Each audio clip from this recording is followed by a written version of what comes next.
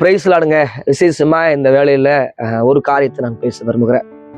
வேதத்துல ஒரு மனிதன் இருந்தா, அவன் பேரு யாக்கோப்பு.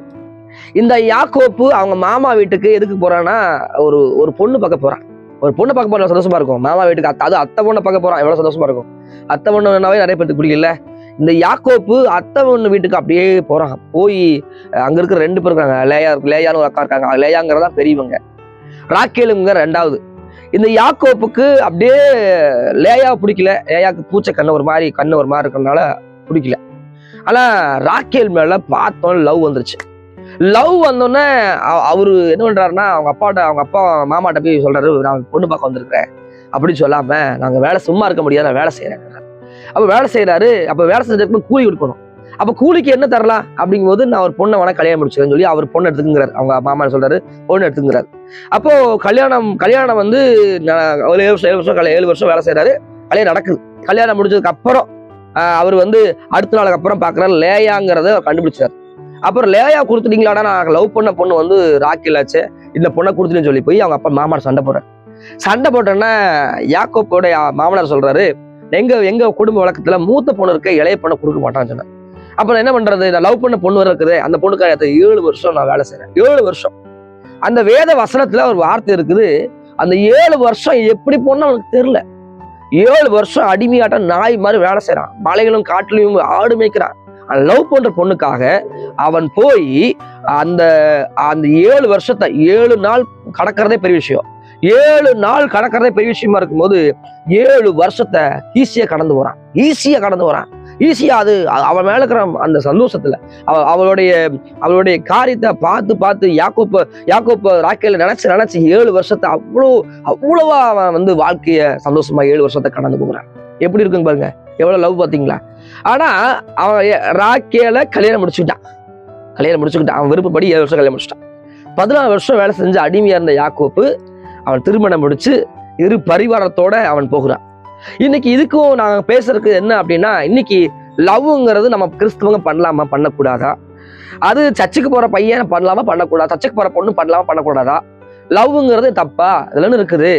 நீங்க கமெண்ட்ஸ்ல கூட நீங்க போடுங்க. இதை குறிச்சு லவ்னா பண்ணலாம் பண்ணக்கூடாதான்னு என்ன ஒண்ணுங்க ஒரு கேள்வி உங்களுக்கு இருக்கலாம். இந்த வேத லவ் அங்கீகரிக்குதா, லவ் பண்றத பரலோகம் அங்கீகரிக்குதா, கர்த்தர் வந்து அங்கீகரிக்குதாரா அப்படின்னு பாத்தீங்கன்னா, வேதத்துல ஒரு வசனம் இருக்குது, உலக ஸ்நேகம் தேவனுக்கு பகை. ஐயோ, உலக ஸ்நேகம் பகையா எப்படி அப்படின்னா, நீங்க கர்த்தரை மீறி தேவனை மீறி நீங்க ஒரு பெண்ணை, உங்களுக்குன்னு ஒரு கடவுள் உருவாக்குற பொண்ணை விட்டுட்டு நீங்க வேற யாரோ ஒரு பெண்ணை வந்து, அப்போ கர்த்தரோட சித்தத்தின்படி ஒரு வாழ்க்கை வச்சிருப்பாரு எல்லாருக்குமே. இந்த பூமியில பிறக்கும் போதே ஒரு ஆணுக்கோ ஒரு பெண்ணுக்கோ அவங்களுக்கு இந்த உலகத்துல அவங்களுக்குன்னு ஒரு லைஃப் பார்ட்னரை கர்த்தர் உருவாக்கிட்டாரு. முதல்லயே நம்மளா தேடும் போது மற்றொரு விழா எலும்பு எடுத்து நம்ம வச்சுக்குவோம். ஒரு முறை திருநெல்வேலி மாவட்டத்துல ஒரு நல்ல ஒரு பெரிய ஊழியத்துல ஸ்தாபனத்துல இருக்கிற பெரிய ஊழியர், இவருக்கு ஊழியத்தின் மேல அவ்வளோ ஆசை வாஞ்ச, கர்த்தருக்காக ஊழியம் செய்யணும், வாழ்நாள் முழுதும் ஆண்டருக்காக ஊழியம் செய்யணுங்கிற தாட்டு கர்த்தரோட உடன்படிக்கை பண்ணிட்டார். எப்படி சொல்றேன், கண்களோடு உடன்படிக்கை பண்ணிருக்கிறேன், வேற சதி எப்படி பாப்பேன்னு சொல்ற மாதிரி அந்த மனுஷன் இருந்தார். அப்போ அவர் ஊழியம் பண்ணும்போதெல்லாம் கீழே ஒரு பொண்ணு நல்லா பாடுவாங்க. அவங்க ஊழியத்தோட ஆக்டிவிட்டி எல்லாம் பார்த்தோன்னா அந்த ஊழியக்காரங்க அப்படியே சந்தோஷம், ஐயோ நமக்குனே பிறந்திருக்கிறா அப்படின்னு சொல்லி அவர் என்ன பண்ணாருன்னா, அந்த பொண்ணை கல்யாணம் பண்றதுக்கு அவர் பார்த்தா பேக்ரவுண்ட்லாம் வசதியா இருக்காங்க, இவர் கொஞ்சம் இருக்கலாம், சரி ஊழிய சப்போர்ட்டா இருப்பாங்க சொல்லி அந்த பொண்ணை என்ன பண்றாருன்னா பேசி அது லவ் திருமணத்தை அரேஞ்ச் மேரேஜா பண்ணிக்கிறாங்க. அரேஞ்ச் மேரேஜுக்கு அப்புறம் அவங்க வாழ்க்கை கசந்து போச்சு. லவ் பண்ணி தான் மேரேஜ் பண்ணிச்சாரு. அவர் பார்வைக்கு இது ஊழியத்துக்கு சப்போர்ட்டா இருக்கும், ஊழியத்துக்கு எல்லாருக்கும் சொல்லி அந்த பெரிய ஊழியக்கார் அவர் வந்து அந்த பொண்ணை என்ன பண்ணாரு, கல்யாணம் முடிச்சுக்கிறார். கல்யாணம் முடிச்சதுக்கு அப்புறம் ஒரே கருத்து மாறுபாடு, பிரச்சனைகள், பாடுகள், அவமானங்கள் அவர் அந்த வாழ்க்கையில இல்லை. அப்போ அவர் விருப்பத்தின்படி போனனால ஊழியத்துக்குன்னு இருக்கும், ஊழியத்துக்குன்னு ஊழியம் பண்ணுவாங்க, கூட நிற்பாங்கன்னு நினைச்சவரு அது அப்படியே டோட்டல் சேஞ்ச் ஆகி அவர் ஊழியம் செய்ய முடியல, வாழ்க்கையில் வாழ முடியல. அப்போ தேவ பிள்ளைகளை நான் சொல்லுகிறேன், நீங்க வாலிப பிராயத்தில் இருக்கும் போது உங்களுடைய வாழ்க்கையை தெரிந்து கொள்ளாதீங்க. உன் தகப்பனோ தாயோ உங்களுக்கு என்ன சட்டை போடணும் உங்களுக்கு தெரியும், உங்களுக்கு என்ன வாங்கி தரணும் தெரியும், உங்க விருப்பம் எல்லாமே உங்க விருப்பத்தின்படி வாங்கி தருவாங்க. உங்க வாழ்க்கைக்கு ஏற்ற காரியத்தை செய்ய மாட்டாங்களா?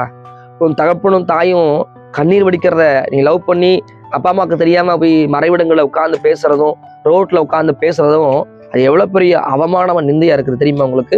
இன்னைக்கு நிறைய வாலிபர்கள் கோயம்புத்தூர் பகுதியில போனீங்கன்னா ஒரு குறிப்பிட்ட பகுதியில ஜோடியா உட்கார்ந்துருக்காங்க. நான் நிறைய யோசிப்பேன், அந்த பிள்ளை அவங்க குடும்பத்தை நடுரோட்டில் அவமானப்படுத்திட்டு இருக்குது. அங்க இருக்கிற தம்பிமாரி ஏதோ ஒரு அவங்க அப்பா அம்மாவுடைய மானத்தை வாங்கிட்டு இருக்குன்னு நினைப்பேன். ஏன் அப்படின்னா, பெத்தவங்களுடைய இரியத்தை, பெத்தவங்களுடைய மனசை ஏமாத்திட்டு அங்க போய் உட்கார்ந்து லவ் பண்ணிட்டு உட்காரும் போது அது எப்படி அவங்களோட எப்படி ஆஸ்வாதம் இருக்க முடியும்? எப்படி மேன்மையா இருக்க முடியும்? யாக்கோப்பு தன் காதலுக்காக, தன் நேசித்த பொண்ணுக்காக காத்திருந்தான், பரிசுத்தத்தோடு காத்திருந்தான். 7 வருஷம் கடுமையா வேலை செஞ்சான். ஒரு உயர்வுக்கு வந்ததுக்கு அப்புறம் தான் கல்யாணம் பண்ணிக்கிறான். இன்னைக்கு அப்படி இருக்கிறோமா? கிறிஸ்துவ பிள்ளைகளா இருக்கிற நீங்களும் நான் சொல்கிறேன், நீங்க கேட்கலாம், லவ் பண்றது தப்பா? ஆமா. நம்ம நம்முடைய வாழ்க்கையில லவ்ங்கிற வார்த்தை யார் மேல இருக்க வேண்டும்னா, உங்களுக்காக ஜீவனை கொடுத்தவர், உங்களுக்காகவே தன்னை ஜீவனை பலியா கொடுத்தாரு, அவரை லவ் பண்ணுங்க. அதை விட உங்க தாயை லவ், ஆண்டவர் ஒண்ணுன்னா ரெண்டாவது உங்க தாயை, உங்க தகப்பனை லவ் பண்ணுங்க. பிள்ளைகளா இருக்கிறீங்க நீங்க, உங்களை நேசிக்கிறவங்க, உங்களை புரிஞ்சு கொள்றவங்க யாருன்னா உங்க தாய் தான். உங்களுக்காகவே வாழ்றவங்க யாருன்னா உங்க தாய் தான். அவங்க லவ் பண்ணி பாருங்களேன். ஐயோ திட்டிகிட்டே இருக்காங்க. ஆமாங்க, ஏங்க உலகத்தினுடைய காரியங்கள்ல ஒரு பொருளுக்கே அவ்வளவு முக்கியத்துவம் கொடுக்கும்போது பெத்த பிள்ளைகள் மேல அவ்வளவு முக்கியத்துவம் கொடுப்பான். என் பையன் நான் கடந்து பாதையில போயிடக்கூடாது, என் வாழ்க்கை பான மாதிரி என் பையன் கூட ஒரு தாயோ தகப்பன்னு அழுகிறது பேசுறது என்ன தப்பு இருக்குது? இன்னைக்கு நிறைய தம்பிமார்களுக்கு ஏதோ ஒரு அன்பை தேடுகிற ஒரு வாழ்க்கை இருக்கலாம். செய்தி கேட்டு கொண்டிருக்கலாம், இதுல மாட்டிட்டு இருக்கிற வெளி வர முடியல சொல்லி கொண்டிருக்கலாம். என்னோட கொஞ்சம் ஜெபம் பண்ணுங்க. ஒரு முறை ஒரு பாப்பா வந்திருந்தான், சர்ச்சில இருந்து வேற சபையில இருந்து ஒரு ஜெபம் பண்ண வந்திருந்தான். அப்போ நான் உட்கார்ந்து பேசுறேன். அப்புறம் அவன் சொன்னா, அவள் தான் லவ் பண்ணுவேன், அவள் லவ் பண்றா, எல்லாத்துக்கும் பிடிக்கல, ஆனா நான் லவ் பண்ணுவேன், பிரச்சனை ஆயிடுச்சு, ஆனா அவள் லவ் பண்ணுவேன், அவன் கூட தான் வாழ்வேன். நான் சொன்னேன் வேண்டாம் அப்படின்னு. இல்ல சித்தமில்ல, என்ன அந்த லவ் இருக்கா இல்லையா நமக்கு தெரியாது. ஏன்னா உண்மையான அன்பு என்னன்னா இயேசு கிறிஸ்துவோடைய அன்பு. நிறைய பேருடைய வாழ்க்கையில லவ்ங்கிற காரியத்துல மாட்டிக்கிட்டு எனக்கு வெளியே வர முடியாம நின்று கொண்டிருக்கலாம். அந்த காலை வெளியில இல்ல நான் எடுத்த முடிவு தப்பா எனக்கு தெரியலன்னு சொல்லி நின்று கொண்டிருக்கலாம். அப்பா அம்மாக்கு தெரியாது நான் செய்யற காரியம். நிறைய பேர் என்ன அப்பா அம்மாக்கு தெரிஞ்சா எனக்கு என்ன பயமா எனக்கு சொல்லி நின்று கொண்டிருக்கலாம். ஆனா என்னுடைய எதிர்காலம் வீணாகுமான்னு கொஞ்சம் யோசி. எத்தனையோ பேர் லவ் பண்றது தப்பானா தப்புன்னு சொல்ல முடியாது, ரைட்டுன்னு சொல்ல முடியாது. ஆனா வேதம் என்ன சொல்ல தெரியுமா? உலக சிநேகம் தேவனுக்கு பகை. தேவனுடைய வார்த்தைக்கு மீறி நீங்க என்ன லவ் பண்ணாலும் அது மிகைப்படாது. நான் எல்லாத்தையும் விட நீங்க யோசிப்பார், லவ் ஒருத்தர் மாத்திரம் நேசிக்கும் போது உங்க அம்மாவை அப்பாவை எல்லாத்தையும் தாண்டிதான் முதல்ல அவங்களுக்கு முக்கியத்துவம் கொடுத்துதான் நீங்க லவ்ங்கிற வார்த்தை வருது. நான் என்ன